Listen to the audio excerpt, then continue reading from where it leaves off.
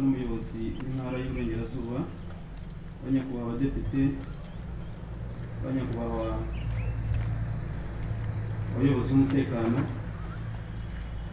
banyakubahwa abapasitori bagenzi bacu, nyakubahwa umuyobozi w'inama y'ubuyobozi ya ADEPR, namwe bakristo uyu mwanya dufashe cyangwa turi hano ni ku nshuro ya 25 igihugu cyacu kwibuka abatutsi bazize jenoside mu mwaka w'1994. Ibitaro ryacu nabwo buri mwaka turibuka, niko twabihisemo, ariko natwe twibinyujije mu itorero ryacu, kuko natwe itorero ryacu rya ADEPR ryahuye n'iyo jenoside yakorewe abatutsi, kuko abakristo batari bake, abashumba batari bake, abapasitori batari bake, abana b'itorero batari bake bakagombye kuba uyu munsi ari abaririmbyi cyangwa abapasitori, nabo benshi bazize jenoside yakorewe abatutsi mu mwaka w'1994. Uyu mwanya rero ndifuza kubabwira kuko inama n'ubutumwa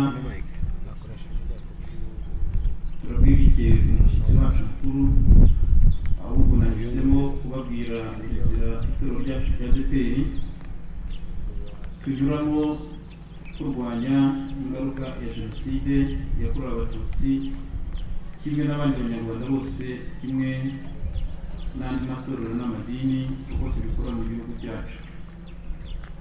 Urugendo cya mbere twahisemo ni mu ivugabutumwa.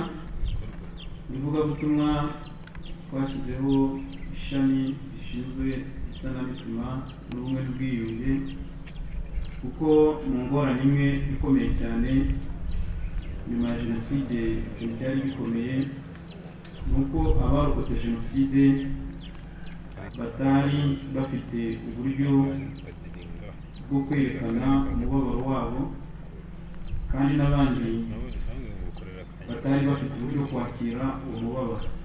Aha ngaha ndagira ngo mbabwire ko urwo rugendo rukiri urugendo. Ibyo twumva ubuhamya, twumva ibyabaye, ariko uriya mubabaro na kariya gahinda na ziriya nzira ziteye kuriya ntabwo byari byoroshye kugira ngo umukristo urokotse jenoside abashe kongera kwiyumva, cyangwa se umunyarwanda wese muri rusange, bitewe n'ibyamubaye.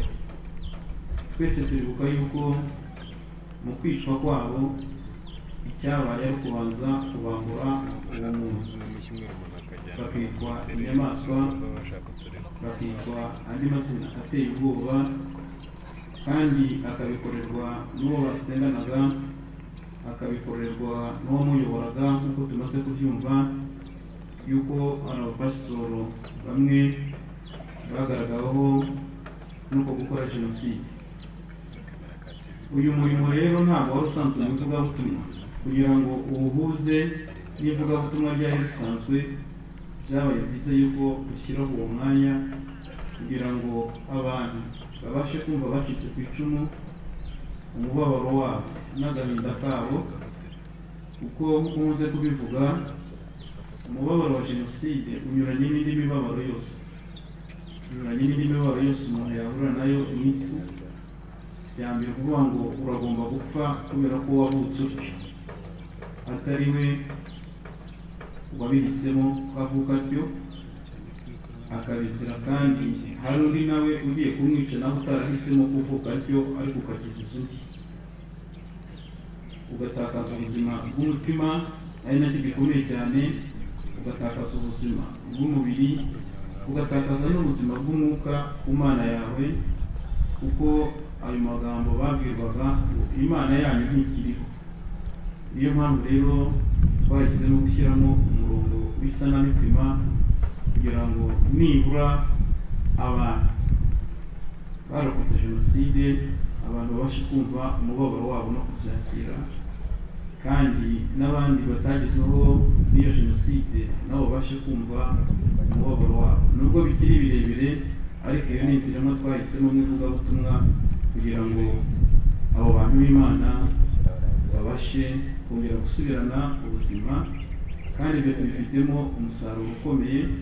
Nk'uko ku mugoroba nababwiye, nagira ngo turashimira Imana yuko bifite abarokotse jenoside uyu munsi ari ibimenyetso by'ivugabutumwa, ndetse nk'uko ijambo ry'Imana ryatubwiye no kwiyubaka, bafite umutima mwiza unyuranye n'uko yakagombye kuba ari, ariko uyu munsi bakaba bavuga ubutumwa bwiza, uyu munsi bakaba babana n'abandi, uyu munsi bakaba bakora umurimo w'Imana ku buryo bushimishije. Icya kabiri ni kijyanye n'ukwezi kumwe n'ubwiyunge. Nk'uko tubizi, kwibuka n'ibikorwa byo kwibuka bigendana n'iminsi 100 igihe jenoside yakorewe, ariko igihugu cyacu cyaduhaye umurongo yuko bidakwiye kurangirira aho ngaho, kidushyiriraho uburyo bwo gukomeza gutekereza kwiyunga kw'Abanyarwanda. Muri uko kwezi rero kumwe n'ubwiyunge, iyo nzira twahisemo nk'itoro rya ADEPR natwe kuyikoresha kugira ngo twongere twicarane, twongere turebe, ariko cyane cyane duhereye ku buyobozi bukuru. Ubuyobozi bukuru bw'itoro ryacu, kimwe n'abandi bapasitoro, harimo abapasitoro batahigwaga, harimo abapasitoro barokotse jenoside yakorewe Abatutsi, kandi nk'uko twagiye tubyumva, ibikorwa bibi byagiye biba byinshi n'ingorane zagiye ziba nyinshi, ariko ni byiza ko nk'abayobozi twongeye tugahitamo kwicara kugira ngo turebane niba uyu munsi dusangira igaburo ryera, uyu munsi dusangiye Imana, uyu munsi dusangiye igihugu, uyu munsi dusangiye ubunyarwanda, kugira ngo turebe koko hagati yacu ibyo tubwira abandi niba natwe hagati muri twebwe bifite ubuzima. Igikorwa cya kabiri cyo guhangana n'ingaruka za jenoside ni ukwibuka. Kwibuka mu itorero ryacu ntabwo byaje vuba, kandi kuko ntabwo byagombaga kuza vuba, kuko uyu murimo wo kwibukwa kimwe n'abandi banyarwanda wagiye ugira ingorane nyinshi. Nk'uko tubizi, ikaba yari intambwe ya nyuma yo guhakana jenoside. Abarwanya kwibuka mu buryo bwo kwihakana kugira ngo itagaragara yuko yabayeho. Iyo bigeze rero mu itorero bwo bigira indi shusho igaragaza yuko ibyo bintu bitabaye, igaragaza yuko ndetse no kwibuka byaba ari abadayimoni, ariko uyu munsi turashimira Imana yuko kwibuka atari abadayimoni. Kwibuka ni inzira igihugu cyacu cyaduhitiyemo yo kugira ngo ubumwe n'ubwiyunge bwacu bushoboke, kandi n'inzira yo gusubiza icyubahiro abapfuye b'agashinyaguro bazize uko bavutse bagakorerwa jenoside. Turashimira Imana rero ko iyo nzira yateye intambwe ku buryo bushimishije, kandi nanabashimira uyu munsi uburyo mwabyitabiriye. Ariko muri ibyo bikorwa bikorwamo mu buryo bwo kwibuka, nuko kuri buri rusengero rwacu nibura hajya urukuta rugaragaza abahari bakorewe jenoside, kugira ngo amazina yabo atazazimangana, kandi n'umukristo uzaza ejo n'uzaza ejo bundi amenye yuko jenoside ntaho yasize, kugira ngo niyumva ikibi, ingengabitekerezo yabishaka kuzamuka, amenye ko ibyo bintu byagize ingaruka.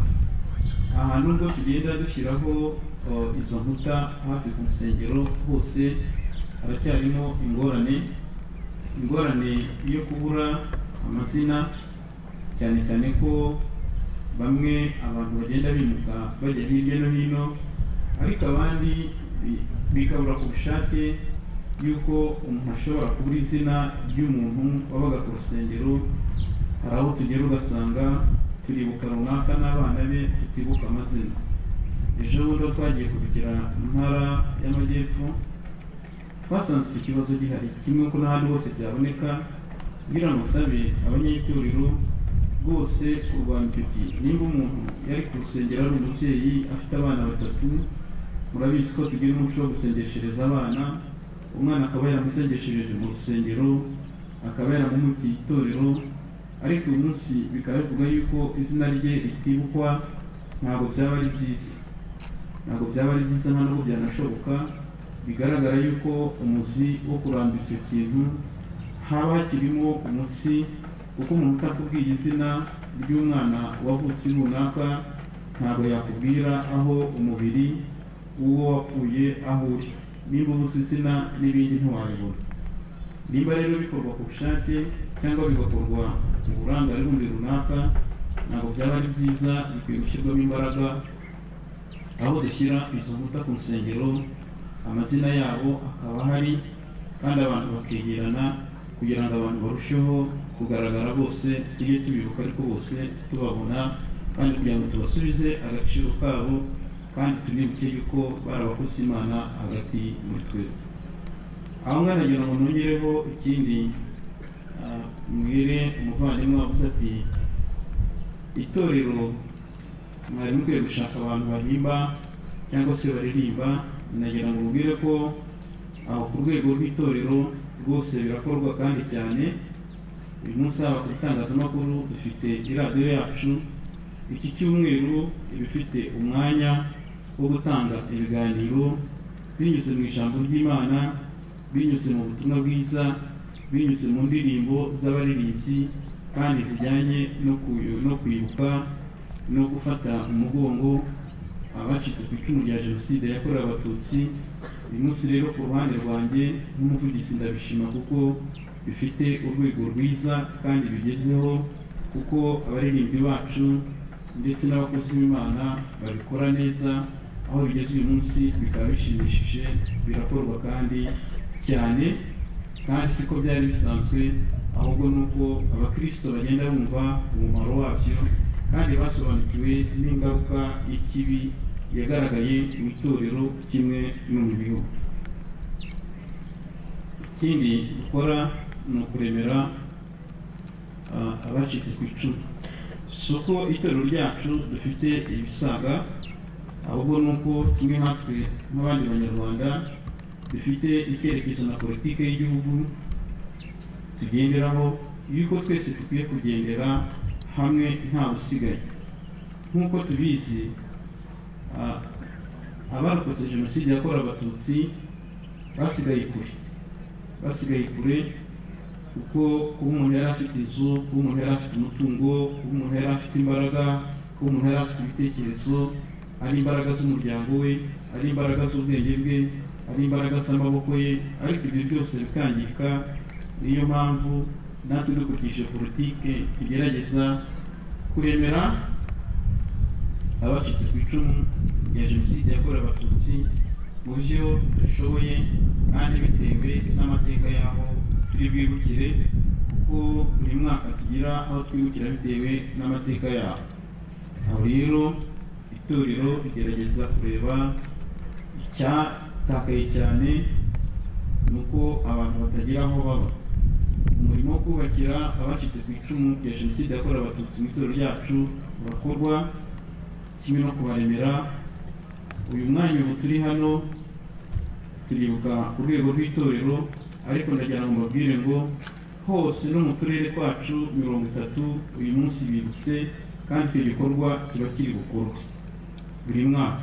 Uyu mwaka rero twahisemo gutanga inka hose mu tundi turere, birakorwa ku mbaraga bafite, ndetse na hano ku rwego rw'igihugu nabyo birakorwa mu bushobozi bwacu, kandi ari no kubahiriza ijambo ry'Imana, kuko ijambo ry'Imana tubwira muri Yakobo igice cya mbere 27, idini ry'ukuri ni ugusura imfubyi n'abapfakazi mu mibabaro yabo.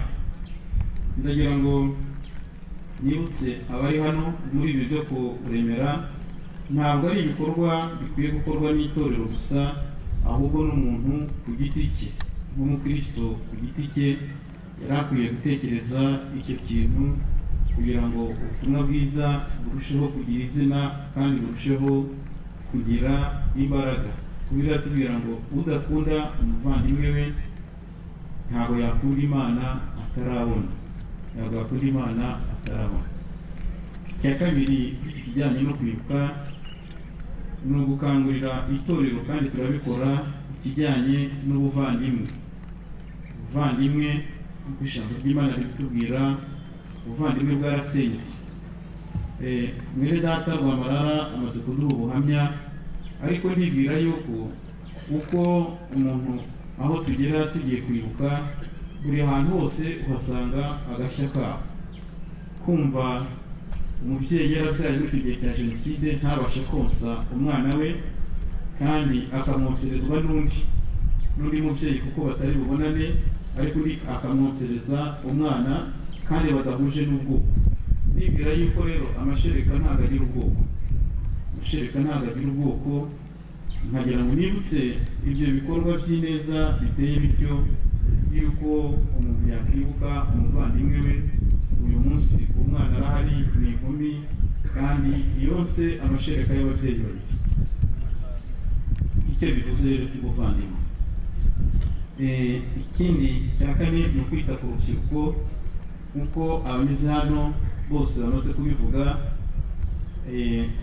ndetse n'umusore nawe uhagaze hano nawe amaze kubivuga.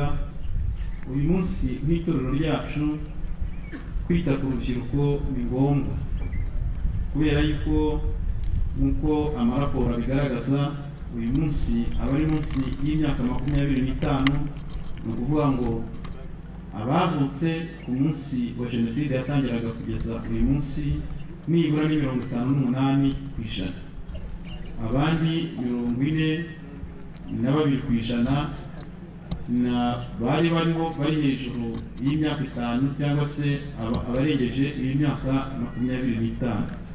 Biragaragara ko rero uyu munsi dukurikije amahirwe dufite y'ubuyobozi n'igihugu cyiza, twaba dufite itorero ryiza ejo hazaza, itorero ritarangwamo n'amacakubiri, kuko rwose abantu bararimbanaga, abantu barasenganaga, ariko hari amacakubiri yagiye agaragara no mu buyobozi. Uko inzego zagendaga ziyubaka, wasangaga amacakubiri arimo. Niyo mpamvu rero uyu munsi nk'itorero natwe dufite ibyiringiro ku rubyiruko rwacu, twahisemo yuko rukwiye guhabwa inyigisho zihariye z'ubuyobozi bw'itorero no gukunda no kubaha itorero. Ikindi twahisemo gukora kandi gikomeye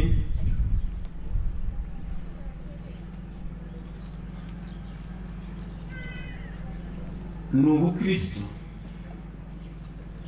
Ubukristo nyakuri, ubukristo nyakuri dushaka kuvuga hano. Uyu munsi wa none nibyo itorero rirahari, abantu b'Imana barahari, ariko ntabwo twakirengagiza yuko n'ibibazo bigihari. Ibibazo biracyahari. Turasaba rero ko abakristo bagira ubukristo nyakuri. Nk'uko byahoze bivugwa, uyu munsi wa none bigaragara yuko reka mbivuga uko biri. Buri mukristo nyakuri tuzabimenya neza tugeze mu gihugu cyo mu ijuru, ariko byazatangara ku munsi wo kugera imbere ya Kristo habonetse igihombo gikomeye cyane. Aha ndashaka kuvuga iki? Ndashaka kuvuga ko uyu munsi umukristo ashobora kuba ari hano atarishe, atarasahuye, nta kintu runaka yakoze, ariko yaraguze urugi rwa make, kandi icyo gihe nta soko ryari rihari.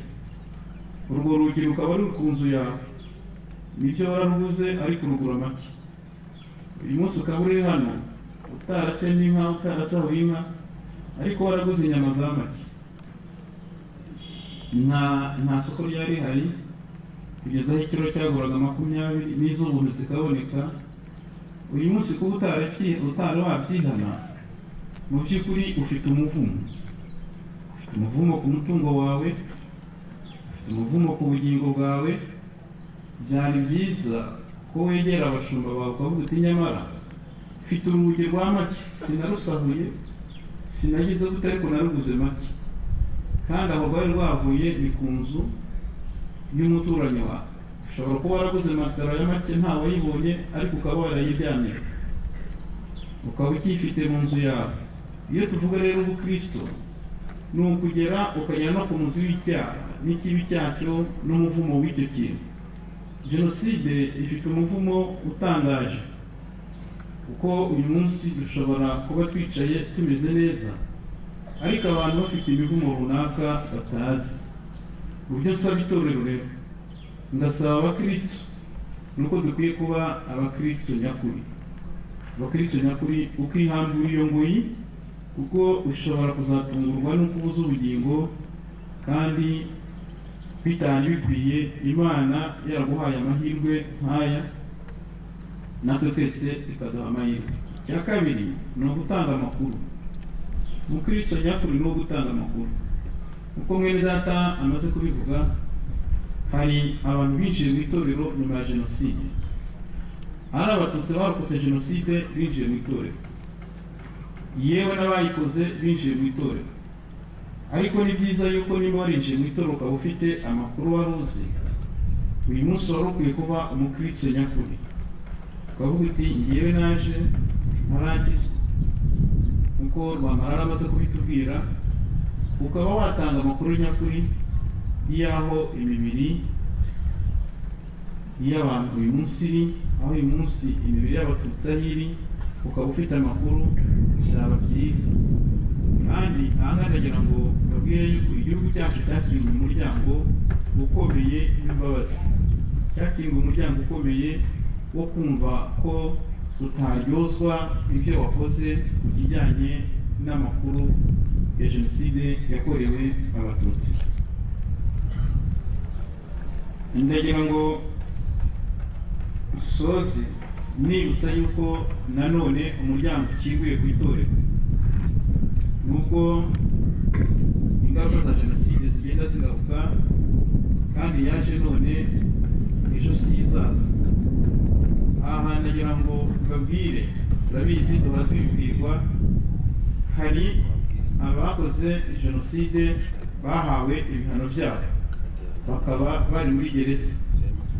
Aho naho tuvuga y'ubutumwa, kandi abo ngabo nabo bagiye bakizwa. Uyu munsi wa none rero akaba arangije igihano cye, azaza muririmbane, azaza mubane, ariko kuko itorero ryacu rifite umurongo ndetse rigenderaho n'amategeko y'igihugu, ndagira ngo nibutse abantu yuko abahamwe n'icyaha cya jenoside batemerewe kuba abayobozi.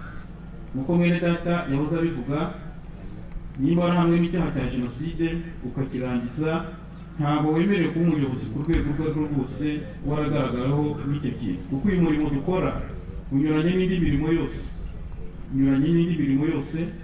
Iryo ni itegeko ry'itorero ryacu kandi rijyanye n'icyerekezo cy'igihugu cyacu, kuko ndibwira yuko icyo cyerekezo gihari. Indi mirimo yakorwa, ariko ku rwego rw'ubuyobozi ntabwo ari byo. Bitazavuka amakimbirane avuga ati nyamara ni byiza ko abantu bamenya n'umurongo itorero rigenderaho. Mu gusoza, kuko tugiye kwakira ubutumwa twagenewe uyu munsi n'umushyitsi mukuru, ndagira ngo rwose bikuye ku mutima nongere nshimire abarokoze jenoside yakorewe abatutsi bari mu itorero, pasitoro, ibindi mirimo yose, umutima bagaragaza, imbaraga bashyiramo.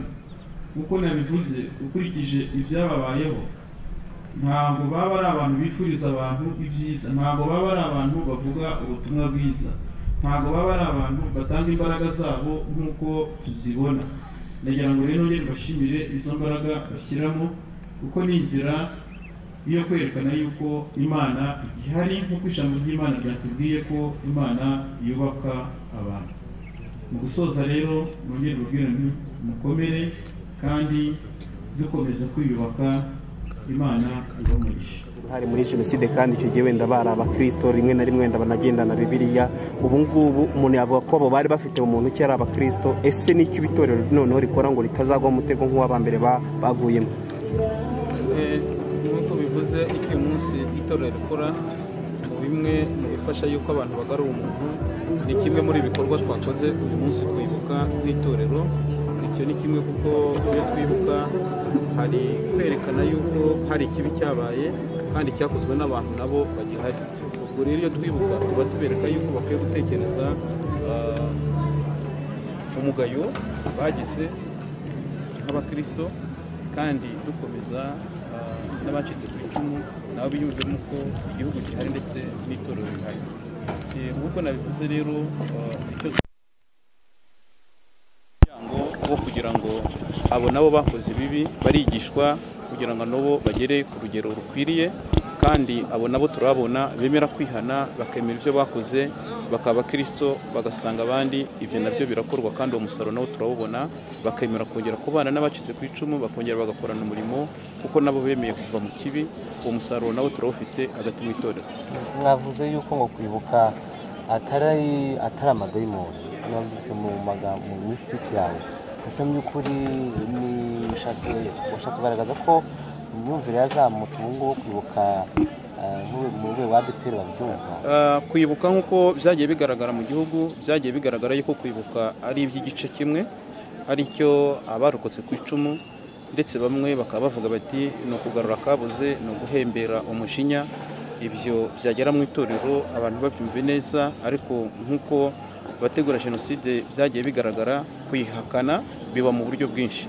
Kwanga kwibuka rero no gufatanya twese nk'abagizweho ingaruka, ibyo bamwe kugira ngo bagaragaze imbaraga zabyo, ni ukuvuga bati kwibuka ni uguhembera akabuze, ni uguhembera umujinya. Ibyo ni byo abadayimoni, nk'uko nabivuze mu ijambo ryanjye, kugira ngo bashe kumva akababaro k'abarokotse jenoside yakorewe abatutsi n'umwifato bafite kubera ibyababayeho. Byagombaga kwitwarwa buhoro no kugira ngo abantu babigendemo neza. Uyu munsi rero biragaragara yuko abakristo babyumvishije neza, bitari icy'abarokotse, twese ari ibyacu, twese ari iby'itorero nk'abanyarwanda, kugira ngo noneho niyo mpamvu ubona haje abantu benshi bangana gutya kandi imbere batarabonekaga. Uyu munsi rero imyumvire ikaba igeze ahantu hashimishije.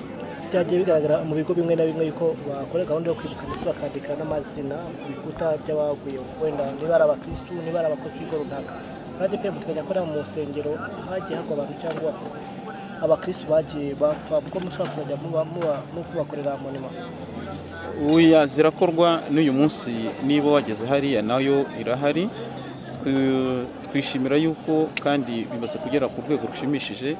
Nta hantu na hamwe mu gihugu cyacu hataguye abatutsi, kandi nta hantu na hamwe hatapfuye abakristo b'abatutsi mu itorero rya ADEPR. Ni ukuvuga ngo rero icyo twakoze ni uko kuri buri rusengero hajyaho urwibutso rw'abantu bazize jenoside yakorewe abatutsi. Uyu munsi rero icyo gikorwa kikaba gikorwa nk'uko uyu munsi warubonye hano, urukuta ruriho abantu 42 bari abapasitoro, bari abakristo, kandi hirya no hino ku nsengero zacu icyo gikorwa kimeze neza kandi kirakorwa. Ni ukuvuga ngo ugeze ahantu ku rusengero rwacu ahenshi wahasanga hari ikimenyetso cy'uko jenoside yabaye mu Rwanda kandi n'itorero rya ADEPR yarigizeho ingaruka. Hari icyo mwari mwagarutseho cyo gukangurira abakristo kwicuza ibyaha baba barakoze, niba batarisha ariko wenda barasahuye cyangwa se banaguze n'ikintu runaka, nk'uko mwabigarutseho mu magambo yanyu. Haba hari nk'abakristo bamwe na bamwe mubona baza kubyicuza nyuma y'uko mugenda mubikangurira abantu kugira ngo bikiranure? Nk'uko maze kubivuga, umusaruro hari, usibye no kugarura ibintu, hari n'abishe babyemeye, bishe abantu bagasaba, bakemera, bakajya imbere y'abantu bagasaba imbabazi. Icyo rero impamvu nabivuze ni uko jenoside itarangira umunsi umwe, kuko yateguwe igihe kirekire. N'uyu munsi ibyo bibazo biracyahari, usibye no kuba baraguze ibintu, hari n'abagifite ibintu by'abantu kandi bakibasha kubihisha kubera imbaraga za jenoside igira. Ubwo rero itorero dukingura umuryango no gukomeza kwereka abakristo ko icyo gikorwa kigomba gukorwa, kubw'amahirwe bafite y'itorero, kubw'amahirwe bafite y'igihugu cyemera gutanga imbabazi, ndetse n'Imana nayo itanga imbabazi. Igihugu kikaba kigendera mu murongo w'Imana kandi cyumvira Imana, n'abanyarwanda tukwiye kumvira Imana muri urwo ruhande.